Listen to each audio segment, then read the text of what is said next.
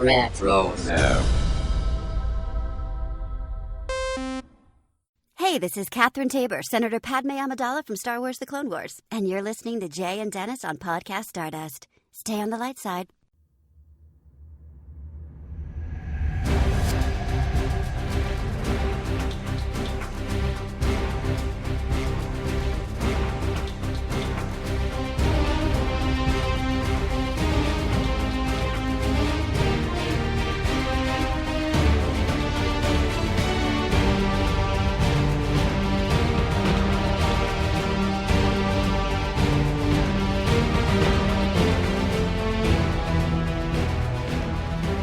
Hello, and welcome to Podcast Stardust. This is the fully armed and operational podcast dedicated to Star Wars news, reviews, and discussion.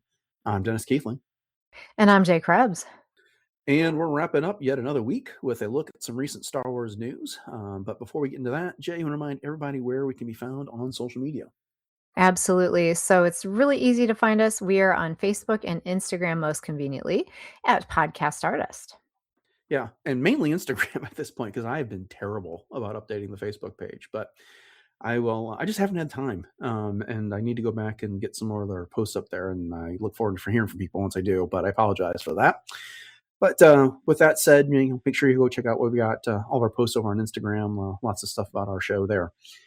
But okay, well, with the additional line, the signal boosted maximum output, the shield being down, we are now broadcasting the galaxy. This is our weekly look at Star Wars news, and it's really going to start off as kind of a peek in on what's going on with Starfighter. At this point, I know The Mandalorian and Grogu, I think, has breached about $330 million on its box office, but I mean, it's tapered off. It's not showing in nearly as many theaters. You can still find it. I saw it when I was getting movie tickets for this weekend for a different movie pop up, but I don't know. I kind of feel like it's full steam ahead on our Starfighter anticipation. And with that being said, we've got various members of the cast that are currently out promoting other projects that, of course, are being asked about this while they're doing so. And up first, Jay, we've got Matt Smith, who we know is going to be playing one of the villains. He was recently doing an interview with the Happy, Sad, Confused podcast. You can find a link to this on their website. I know Fan of the Tracks has got, I think Jedi News does this too. It's about the 47-minute mark of this recording. And at any rate, it starts off kind of funny. He was being asked about how he got cast, and he's like, I really have no idea why they wanted me. And basically, he thinks that maybe Ryan Gosling put in a good word for him. But then he got asked about his character, and he said, well, he's a pretty interesting guy or girl, or who knows. And so I think he's just being evasive at that point because he really didn't want to answer any questions. We all know that he's got an NDA. I thought it was a little funny. Apparently he hasn't really watched Star Wars, and he was asked if he's watched any of the movies since, I guess, the last time he was being interviewed by the host of the podcast. And his response was a simple next question. But the other thing that I found that was interesting is that we talked a few weeks ago about how Ryan Gosling missed Tom Cruise being on set. It was like the one day he took off from production and Tom Cruise showed up. It also happened to be like the day Matt Smith took off because he wasn't there when Tom Cruise showed up as well. Which, look, I don't want to get into a whole lot of spoilers and stuff like that. And if you really don't want to hear any background details on this, then maybe skip ahead for a couple minutes. But Jay, what this says to me is that Matt Smith is not involved in whatever lightsaber duel it was that Tom Cruise was on hand to help record with the camera there. Yeah, it kind of seems that way, especially from that comment. Right, because we know it was like some sort of a lightsaber fight happening in the water and mud or something like that. And Ryan Gosling wasn't there and Matt Smith wasn't there. So I don't know exactly who that leaves. I can't remember what the kid's name is, but yeah, it does start to narrow down at least one scene that's going to happen in the movie. Right, yes. And of course, Matt Smith is doing his rounds for House of the Dragon and Prince Targaryen. I'm super excited for that one. But okay, have you he's been watching that? So I haven't started, no. So Okay. yeah, well, I watched the first 2 seasons, and now we're getting into season 3. But yeah, I'm super excited to be able to dive into. Are you? You started? No, I didn't even realize they were on season 3. I thought this was season 2. Yeah, yeah. Honestly, I have only watched like the Or maybe first it is half. or season 2, yeah. I don't take my word for it. I'm not the person to ask. You know better than me. I've only watched the first half of the first season of Game of Thrones. And I read the That's first 3. great. Yeah, Mhm. I've only read the first 3 books of that series, and that was years ago. So it is kind of a cultural blind spot for me. And so I Mhm. am so That's far fair. away from being up for House of the Dragon. I mean, everything I've heard about it is great. I've listened to other podcasts where they've talked about it in passing, and I've had no idea what they're talking about. And that's on me, not anybody else. It's just it's not, as we've talked about before, we all make decisions on how to spend our time. And it's not like I dislike these properties. It's just there's other things that I've chose to engage in more. So who knows? Maybe Yeah. it'll be something that I get around to when life is a little less busy. But it's just as I've just not been watching it. So I think it's and this is not to turn this into a, Game of Thrones slash House of the Dragon podcast, mhm. but it's been so long since the seasons were on. And I believe that it started on Sunday, Father's Day, if I'm not Mm, mistaken. So there's okay. there one episode in season 3, but I need to go back and watch the recaps. I know that there's those on YouTube. I'm so terrible at remembering because it's been so long since they've been on. But anyways, so I love Matt Smith. I think he's awesome. He plays an awesome villain. And so I think he's going to be perfect for Mhm. Starfighter, but I am specifically intrigued by, that little quote, guy, girl, whatever. So maybe he's going to be a droid, a bad guy droid kind of thing, or That's possible. cyborg or alien, or you know what I mean? Yeah, Who knows? I Or him being I'm white. hesitate to read too much into that, to be honest with you. I think he knows exactly what he's playing, and I think he knows he's playing because he's supposed to be one of the key villains of the whole Hmm. thing. And Hmm. we talked about how there was one version of The Rise of Skywalker where he was gonna be playing a villainous role, and it had been rumored that he was gonna be playing a clone of Palpatine at that point. Hmm. Um, Hmm. but, that didn't happen, and now he's doing this. I was just looking through his IMDb page because I was trying to figure out if I'd actually ever seen him in anything. And I know, the other big thing he's known for is Doctor Who. Well, Right. I've seen all of a handful of Doctor Who episodes over the course of how many decades it's been around, and he wasn't the Doctor for those episodes. I was about to say that I haven't seen him in anything, but and apparently he was in Terminator Genesis, which I did see. So That's I cool. don't remember his role, to be honest with you, um, which is fine. It was a fine movie, but I know Amelia Clark was in it, and I remember her, Arnold, and Jason Clark being in that, but I don't remember exactly what Matt Smith did. So that's something I have to go back and check out at some point. But I'm excited for it. I mean, I don't have a lot to go by from what his body works. I just haven't seen those things, but I've seen a number of interviews with him. They're usually all over our Star Wars websites that we visit because he's going to be in a big Star Wars project, and he always seems pretty charismatic. So Hmm. yeah, Hmm. I love the evasion though too. yeah, Have you watched Star Wars? Next question. right. He was more interested in talking about how he wants to talk to Tom Cruise about acting. Yeah. That was the big part of the Star Wars portion of that interview. So, all Fun to right. watch. Well, moving on, Amy Adams has been asked about this as well. I can't remember what she was promoting, but she was on the Tonight Show with Jimmy Fallon, and I think she kind of surprised him with how big a Star Wars fan she is. She was Mhm. talking about how she had all the toys, and she did confirm that she was in this like it was news. I felt like this was supposed to be a recent interview, but we've known she's going to be in this movie for some time now. Right. And she talked about the number of Princess Leia dolls that she's purchased and like been given away to friends, and that how she was a big fan of George Lucas and Steven Spielberg and that generation of directors, and really loves everything they did. And we've talked about this before. You don't have to be a big Star Wars fan to have a role in Star Wars. And in fact, we know a Sure. number of actors that their introduction to Star Wars was taking a role and then going back and learning more about it, and they became fans and the like. But it is just always fun when you get actors that have been lifelong fans, and now they're getting this dream opportunity to participate in a Star Wars movie. Oh, yeah. Well, we've talked about Star Wars as being, the toy box of the last almost 50 years at this point, and so it's just been part of so many of our, collective psyche kind of things, and so, yeah, I just thought that was super cool that she is such a fan, and like you said, even if someone isn't and they're just being brought into the Star Wars family, this gives them the opportunity to see what it's all about and, say, "Welcome to the family," kind of thing, Yeah. so that's pretty Well, cool. at the end of the day, I think as Star Wars fans, what we want is a good story with good acting, Mhm. great performances, I think is a better way to put that.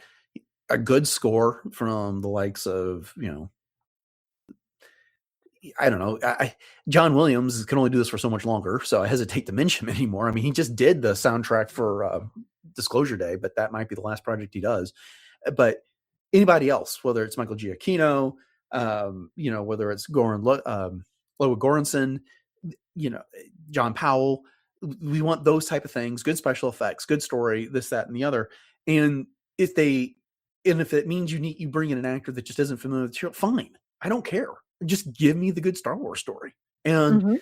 as we've seen with Andor, sometimes having people like Tony Gilroy who don't commit themselves to all the Star Wars lore and everything else can give you a better product. So Right. Right. that's easily a tangent we could go off on for like 20 minutes. But anyway, For sure. Well, speaking of the score, I feel like we've talked about this, but do we know who is doing Starfighter, the score? well, let's look it up. You Let's remember? see. 15-time Oscar nominated composer Thomas Newman is composing the score for the standalone film Star Wars Starfighter, directed by Sean Levy, Oh, according to Deadline. So he has worked on a lot of stuff. Okay. Spider-Man Across the Spider-Verse, Elemental, done work for Avatar, Jurassic World Dominion.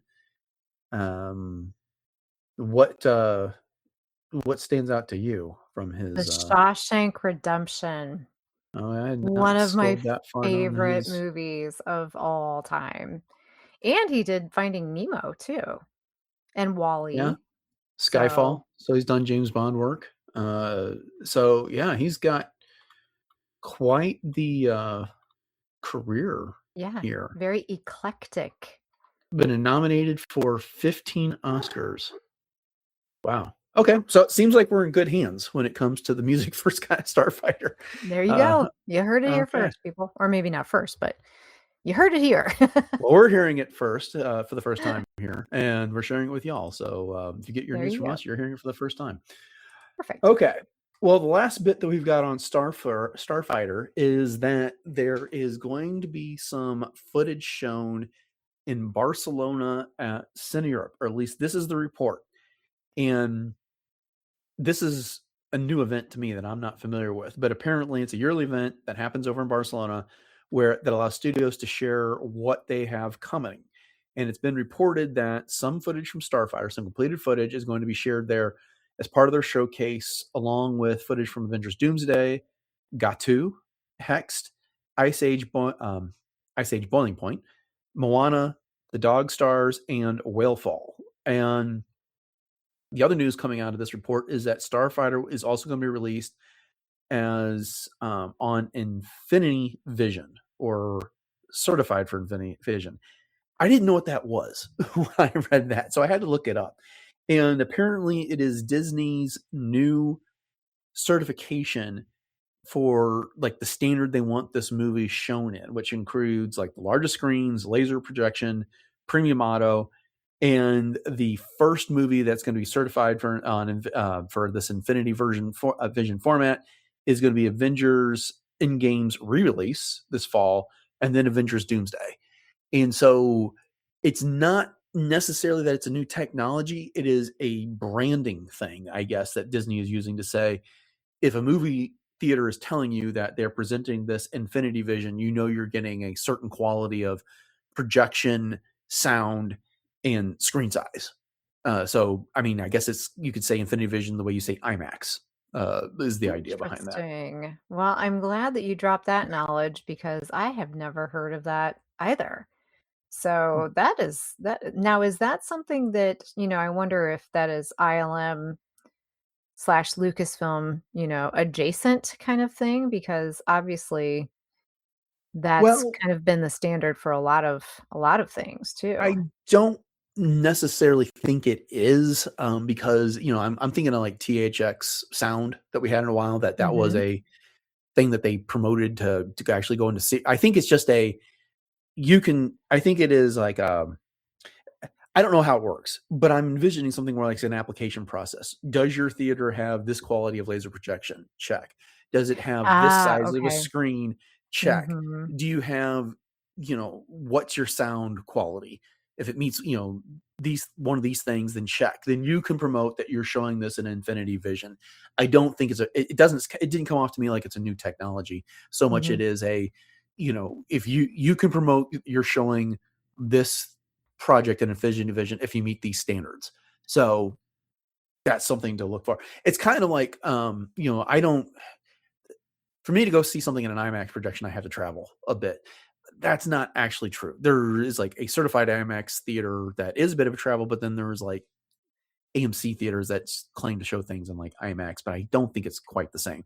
But I typically go to see my movies at the Alamo Drafthouse, and they have one theater where it's called the Big Show, and it's got the laser projection, it's got the best sound, it's got the biggest screen, and stuff like that. And so when I go see movies, I try to get that opening weekend on the Big Show because I know I'm going to get like their premium experience, and so I think this is akin to that. Oh, that's really cool. Yeah, And, I think that that's something that a lot of theaters are gonna wanna try to say, "Hey, we've got Infinity Vision," kind of thing. right, I wonder right. if they'll re-release any movies in that, you know what I mean? Like, if Well, Disney will go back Endgame and is the first one they're reformulate. doing. Yeah. Yeah. Besides Well, that, though, like, right, because 'cause I'm right. assuming that one's more of like a marketing, like, "Oh, look what we can do with this," but, like, if they're gonna go back and have different versions. Well, here's the thing. I think with Endgame, they're getting ready to put that out because they could conceivably recapture the box office championship if they do that, if they put Endgame out in theaters. And two, why not? You're getting ready to do the next Avengers movie, and it's going to bring back a whole bunch of the cast from Endgame for the first time in years, Mhm. and Doomsday. And so basically what I'm getting at is like, would you be surprised maybe if Star Wars A New Hope came out in April of next year, promoted in Infinity Vision? I don't know exactly how that works because we've Mhm. all been hearing the rumors that it's going to be the original theatrical cut of the film, Right. not the most recent Blu-ray edition or the special edition of the film that's going to be in theaters. But that doesn't mean you couldn't convert it to a laser projection and give it the best sound and put it on the biggest screens and have this Infinity Vision branding at some Mhm. point. So Mhm. Best of I both get, worlds. You get, like, yeah, the nostalgia factor, and you get, like, the peak technological showing. right. I think probably the biggest thing that would be necessary in order to make it capable for Infinity Vision is converting it to whatever laser projection. I'm talking out. I was going to say something that I don't want going on the podcast. I'm talking from a point of like limited knowledge on this, but I'm assuming you have to make the movie available for laser projection, which a lot of old movies are not Mhm. uh, Mhm. ready for that format, and then have the soundtrack capable for those premium audio formats. So, yeah, I mean, I could see them maybe doing that, going back to the vault for some like major anniversaries for some of the best Disney animated classics from the 80s and 90s. Those are going to be some of those should be coming up on major anniversaries. I feel Yeah, like we that's probably true. probably already passed a few of those for like Beauty and the Beast and Mhm. Little Mermaid and The Lion King and stuff like that. But there's still some that I feel like would be hitting anniversaries that would be capable of that. But Mhm. I would guess major anniversaries for classic movies would be a potential for that. So Yeah. Yeah. yeah. Wow. Very exciting. Okay. Well, that's what we got on Starfighter. One last story that we wanted to talk about, and this is something that we don't normally do, but there's some action figure news that kind of warmed our Legends hearts, and that is that Jaina and Jason Solo are getting a Black Series release from Hasbro. And Black Series is kind of the premium format that Hasbro has for action figures. It's their 6-inch line. And they are going to release the original children of Han and Leia, Jason and Jaina, the twins. They're available for pre-order now. You can get it for $55.99. Jaina will be in her flight suit. She comes with a purple lightsaber. And we get Jason in his fatigues with his green lightsaber. And then there's a few other accessories that come with them. And I looked into this a little bit because you and I had some offline conversation over text about this. They had previously been available in the classic 3 3/4 inch size. Mhm. And I couldn't remember exactly when, but I was a little surprised to find out this was their first release as part of the Black Series. But I know you're excited about it. Oh, yeah. I mean, I'm always excited when we see any Legends characters Mm-hmm. back into action figures. But at first, I thought, okay, wait, it's not April 1st. So it's not an April Fool's Day joke. Right. So, I thought, gosh, this is really awesome that they're jumping back into, trying to re-release these types of figures because obviously, Legends is something that I don't want to say has been cast aside. It's just there's been another focus, as I was saying to you, as we were texting back and forth. So it just kind of surprised me to see this, but definitely exciting. That's for sure. Like, I don't know if I'll pick them up just because I've stopped collecting the action figures, but it Right. is very cool. I mean, they're, you know, fully articulated, lots of accessories. They just look really good. Like, I'm sitting here looking at the website right now, and it's a great likeness. It's like Jason especially is right off the cover of one of the books. Yeah, I don't buy that many action figures now either. I have probably a dozen or so scattered around my desk right now, and a few others in this office that I'm recording from. And typically, and I didn't do it for the Mandalorian and Grogu or the Rise of Skywalker. Now I'm thinking about it, I would typically get like one or two as kind of like souvenirs from each one of the movies that came out. And I, it's kind of like the evolution of collecting. We've talked about this some over time, in that I hesitate to start something because then I become a completist in this. But I've gotten to the point where I am satisfied with just getting a couple now when it comes to action figures. But I get like all the books that come out, and Mhm. I don't get all the Lego sets, but I have a healthy collection of Star Wars Lego, and then I've got a nice art collection. I don't even have all of them framed at this point, but I need to start working on that. But it's just like one of those things with action figures. I remember with the Force Awakens, I was really determined to get like the core characters in the Black Series. And it was hard to do because it was the first new movie, and typically like one box would show up at like Target, and it would have like one of each figure in it. And so you kind of had to be like there when whoever was in the toy department unpacking it if you Yeah. wanted them and stuff like that. And then you would be like finding that there'd be like a whole bunch of stormtroopers left on the pegs because everyone bought up with the Poe, Fins, and Rays and whatever, and yada yada yada. And action figures aren't, as best I can tell, the merchandise driver that they used to be. Certainly not when the Force Awakens or A New Hope came out back in the 70s and stuff like that. And because kids are now steering more towards video games and things on iPads and things like that than they are physical toys.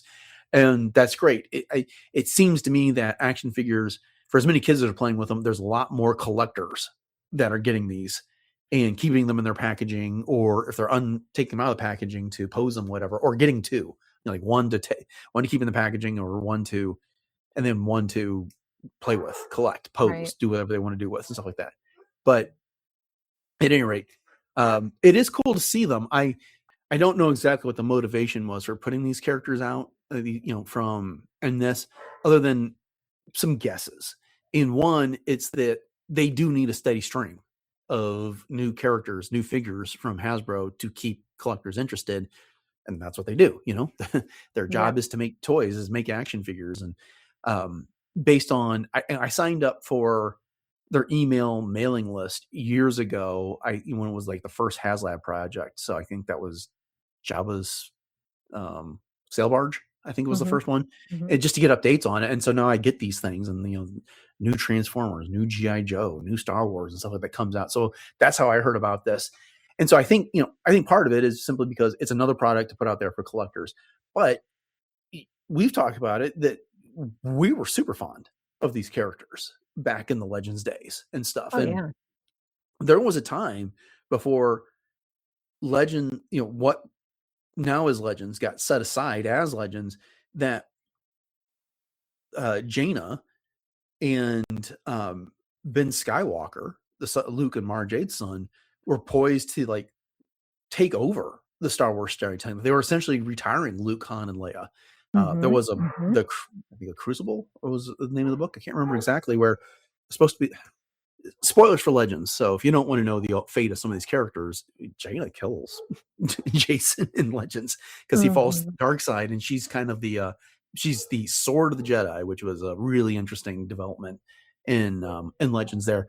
But she and Ben were going to basically be our heroes going forward in Star Wars storytelling. Right. But that was right around the time that Disney acquired Lucasfilm and then decided to put all those things aside so they could try and get into this unified story initiative between the books, the comics, the movies, and everything else, and not have these different levels of canon and stuff. Yeah. And it's sad because, like we were just saying, we loved Legends and so many fans loved Legends so much. But I think that there's probably a kernel of truth in what you were saying about the fact that a lot of these toys and things are not so much for kids anymore as they are for adults and for collectors. And so, and I hate to say that because I am seeing kind of a swing back to tangible toys, which is very encouraging. But I think that, you hit it on the head when you said that, and it made me think, well, then obviously the reason that these are being marketed is to fans like us who are older and have adult money and have a fondness for Legends and for these characters. And that's where the market is. So, yeah. So if that's the case, give me Tahiri Vela and I'll be happy. Right. Yeah. I mean, I'll say this. My brother and my niece were down a couple weeks ago to see The Mandalorian and Grogu. And I gave my niece a Mandalorian 3 3/4 inch action figure, and it had a little Grogu that you could pose on his back, like clinging to his shoulder, kind of the way that they walk around in the movie this entire time. And she loved it. I've given her a number of action figures over the years, and she has a little collection. She was super excited about that, and she plays with them and loves them. But I think she's kind of in the minority in that regard. I think kids have to be A, big fans of Star Wars, and then B, interested in the toys and stuff. So but no, but this is a welcome addition. I don't think I'll be picking them up, only because I just don't do that many action figures anymore. And but it is cool to see that there is a little bit of investment in Legends that way. And the other thing is that on one level, I'm not sure we should be too surprised about this because of how many Essential Legends books have been coming out over the years. It's like every year there's 4 to 8 of them that they reprint from the Legends series. That's true. And I mean, there's been Legends editions of all the Darth Bane books, and we're covering Darth Bane on our podcast, and it's one of the most well-received things that we do on this show. So it is indeed. Yeah. All right. Well, then, I think that does it for this week's edition of Star Wars News here on Podcast Stardust. Thank you all for joining us for it. We hope you enjoyed the discussion, and if so, please consider subscribing to the podcast if you haven't done so already. We're pretty much available on all the podcatchers that are out there. And if you want to catch more back episodes beyond what's going to be available on your podcatcher, the best place to do that is over at retrozap.com, where all previous 1,049 episodes can be found. Whew, that's a lot. We've been doing this for a while. And so we would appreciate it once you've done that, if you could leave your ratings, reviews, comments around the internet. I go look for those in a little while. Every once in a while, I was responding to a bunch of comments that were on Spotify a week ago, and haven't had a whole interaction on YouTube. We used to have a lot over there. So if you're listening there, let us know and what your thoughts on all this would be, and we'd love to hear from you. Jay, you want to remind everybody where else we can be found on social media and elsewhere around the internet? Absolutely. So, as Dennis was mentioning at the top of the show, the best place for social media is Instagram, but we're also on Facebook at Podcast Stardust. And you can always hit up our Pinterest boards for some fun ideas for everything Star Wars. I mean, we're talking everything from fashion and lifestyle to collecting. So I need to put Jason and Jaina on there as one of our pins. And I need to do some other updates on there as well. So but there's still tons of things to check out. And then, as Dennis also said, we have our 2 YouTube outlets. So if you do ingest your podcast Stardust, that sounds weird. If you if you listen to us on YouTube and YouTube Music, please give us a review, share that out, and leave us some comments over there as well. And if you'd like to drop us a line, you could do so at our email, which is podcaststardust@gmail.com. And we also have a TeePublic store. So if you'd like to pick up one of our show logo designs, we have 7 of them on all kinds of fun things. And you can check out the link in our show notes to pick one of those up. And if you do, please snap a picture and tag us on social media, and we will be sure to share that out. And because we love to see where stuff ends up out in the wild, it's always very fun. What do you got going on in cosplay? Well, right now, a little quiet. So you can still catch all of my adventures over at j.snips cosplay on Instagram.